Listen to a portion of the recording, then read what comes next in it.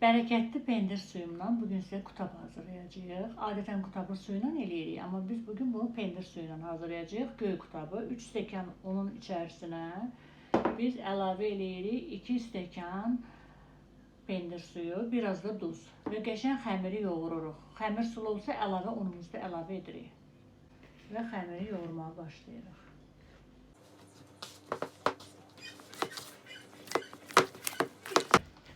Göyərtini doğrayana qədər xəmiri dincəlməyə qoyuruq.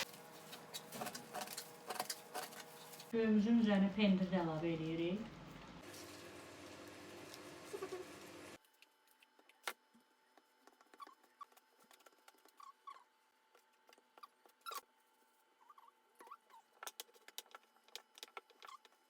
Zövqə görə içərisini biraz yağlayaq. Sonra düzəltdiyimiz pendirli göyərtini arasına qoyaq.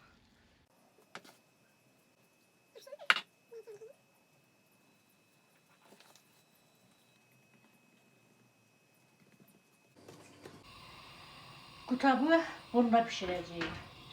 Sobanın tavasını götürürük, qazı yandırıb, qoyub üstünə yaxşı qızdırıb bir-bir qoyub pişiririk.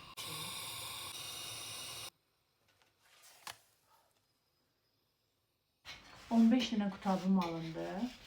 İndi dadına baxaq.